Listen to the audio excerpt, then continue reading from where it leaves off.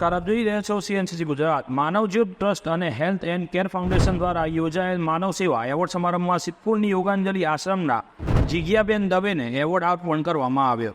Manavjyot trust Mumbai અને health care foundation Ahmedabad દ્વારા માનવજ્યોત પુરસ્કાર સમારોહ અમદાવાદમાં યોજાયો, જેમાં સમાજમાં ઉત્કૃષ્ટ સેવા પ્રવૃત્તિઓ માટે ગુજરાતના કુલ 7 વ્યક્તિઓનું સન્માન કરી માનવજ્યોત એવોર્ડ અર્પણ કરવામાં આવ્યો. જે અંતર્ગત યોગાંજલિ આશ્રમમાં છેલ્લા 26 વર્ષથી જેઓ સમર્પિત થઈ સામાજિક ઉત્કર્ષ અનેક પ્રકારની પ્રવૃત્તિઓ જેવી કે સમાજના વંચિત અને આર્થિક નબળા પરિવારના બાળકોને શિક્ષણ અને સંસ્કાર, ઘડતર, કૌશલ્ય તાલીમ દ્વારા રોજગારી, બહેનોના સશક્તિકરણ માટે વિવિધ પ્રવૃત્તિઓ, ગ્રામ વિકાસ માટેના કાર્યો, આરોગ્ય અને પર્યાવરણલક્ષી કાર્યો, રાહત કાર્ય સાતત્યપૂર્વક કરી રહ્યા છે અને જેના દ્વારા સંસ્થાને ફક્ત સિદ્ધપુરમાં જ નહીં પરંતુ સમગ્ર પાટણ જિલ્લામાં મહત્વનું સ્થાન પ્રાપ્ત કર્યું છે. એવા જીજ્ઞાબેન દવેને આ એવોર્ડ અર્પણ કરી સન્માન કરવામાં આવ્યું હતું.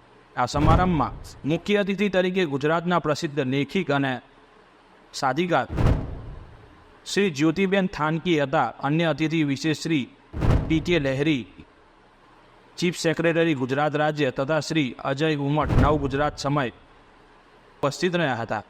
એવોર્ડના પ્રતિભામાં જીજ્ઞાબેન દવેએ સન્માન અર્પણ કરવા બદલ ભરતભાઈ ભગત તથા ડૉક્ટર ભરતભાઈ ભગત તથા શ્રી પુલિનકાંત લુથિયાનો આભાર વ્યક્ત કરતા જણાવ્યું કે સંસ્થાના સ્થાપક સુશ્રી રમીલાબેન ગાંધીએ ઉજ્જડ અને વેરાન જગ્યામાં ખૂબ સંઘર્ષ કરીને શરૂ કરેલ કામગીરીને આગળ ધપાવવાની જે તક ઈશ્વરે આપી છે તે મારું સદભાગ્ય છે અને સમાજમાં કામ કરતાં નવા કાર્યક્ષેત્રો વિસ્તરતા જાય છે અને એ કાર્ય શરૂ કરવા માટે ઈશ્વર દાતાઓનો સહયોગ પૂરો પાડી તેના પર પોતાની મહોર મારે છે.